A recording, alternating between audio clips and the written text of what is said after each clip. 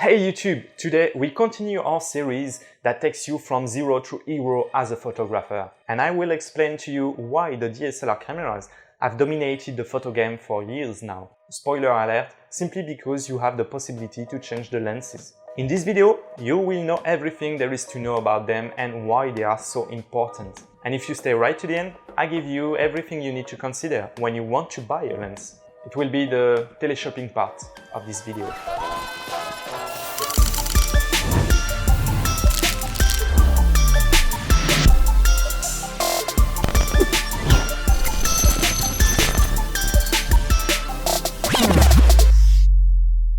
First, let's clarify something. You can create artistically amazing pictures with any type of camera. Using DSLR and good lenses is just a way to increase the technical quality of your images and therefore to offer you plenty of new creative possibilities faster and easier.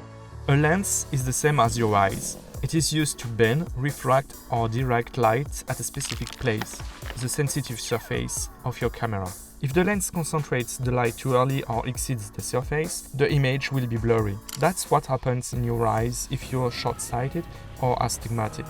If the lens is unable to concentrate the wavelength of light in the right place, then you will see the appearance of colored fringe on the image. A camera lens is composed of several glass lenses of different shapes. For example, a lens that is convex on both sides, therefore biconvex, it's a magnifying glass. When light penetrates it, it is curved and converges on the other side more broadly. There are other forms of lenses. Some are concave, biconcave or concave plane, blah blah blah blah. The important things to understand is that each glass lens has a different effect on light and serves a different function. Some lenses, or group of lenses, are used to deform the image, others to remove chromatic aberrations, etc. It's also the lenses that will determine the field of view of the lens. Your eyes have a different field of view than an eagle, for example. It's the same for lenses and we call that the focal length. The focal length is the distance in millimeter between the optical center of the lens and the sensitive surface. For 30mm, for example, there is 3 cm between the sensor and the optical center of the lens.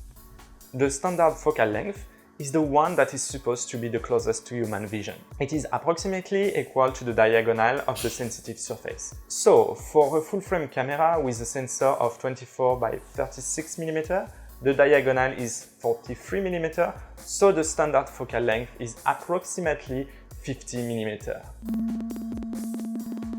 When we are below, we'll be on a short focal length, and therefore a wide field of view, which will have the effect of exaggerating the perspective. These lenses are generally referred to as wide-angle lenses. If we are above 50mm, we are on the telephoto lenses category. The field of view is smaller, the image of the subject is larger, and the perspective will be more flattened.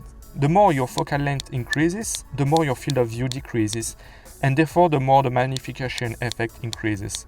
By changing the focal length, you can zoom in or out.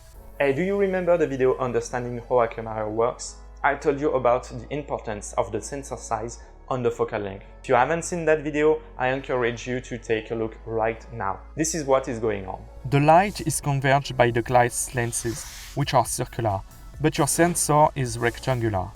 A part of the image will therefore be logically cut off. So the smaller the sensor, the more important the cropping will be. The result is that the same lens will have a different angle of view depending on the size of the sensor. Our 50mm lens on a full-frame camera will be equivalent to an 80mm lens on an APS-C sensor. There is a conversion factor called the crop factor between the different sensor size, 1.6 for the APS-C or 2 for the Micro Four Thirds, for example. Here I have a lens for my GH5, which has a Micro Four Thirds sensor. The lens, here a 25mm, is actually adapted to the sensor size. Its equivalent on a full frame is 50mm. These two lenses are therefore equivalent in terms of field of view, even if the focal length indicated is not the same. It's getting complicated, right? Okay, remember this.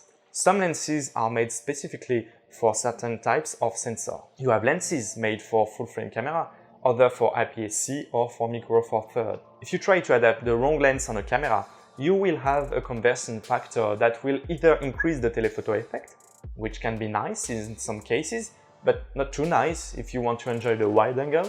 And if you use lens made for a small sensor size on a full-frame camera, well, you will simply not have the whole image with a large dark vignetting effect on your picture. Okay, normally now you should understand a little bit better how lenses work. And you're probably wondering, okay, but which one should I choose? Here are some tips when it comes to choose a lens. If you have understood everything in this video, you should already know that the lens is essential in the quality of an image, and that it's smarter to spend more money on a good quality lens than on the camera body itself. Shut up and take my money! The first things to consider is how you will use it. Depending on the type of image you want to make, you will need different types of lenses. You like taking pictures of animals in the wild, so you have to be far away enough, right?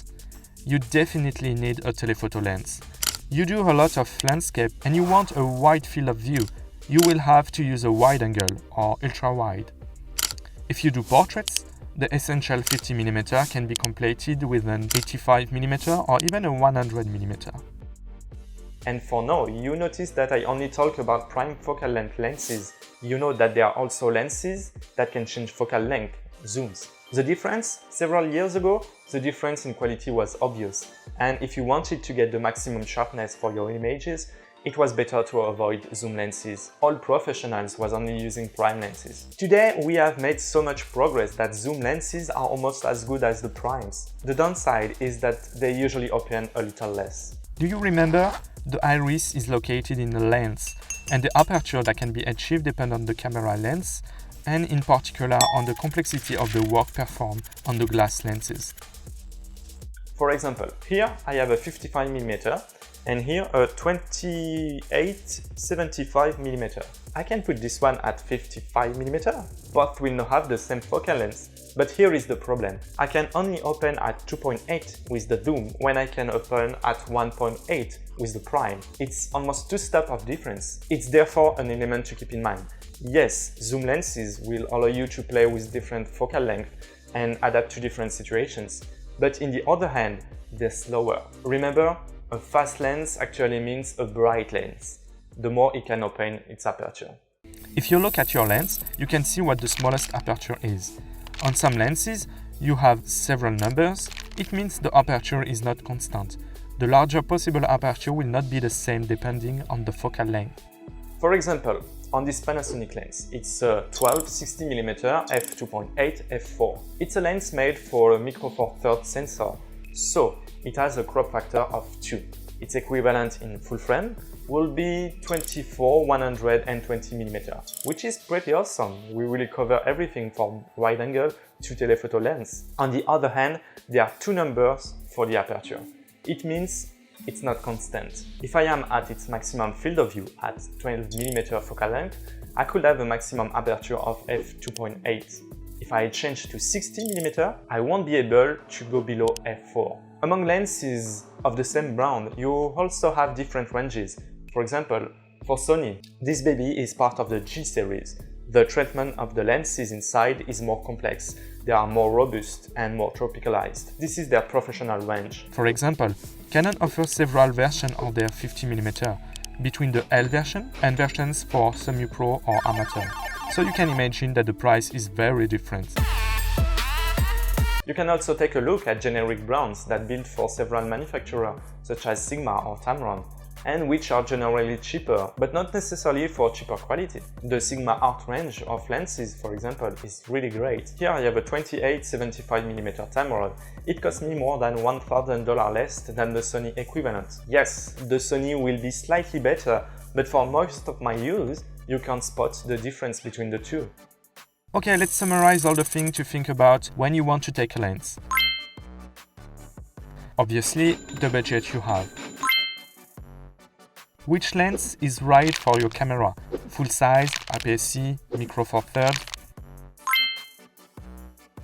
And what kind of images you want to make, because everything else will depend on it.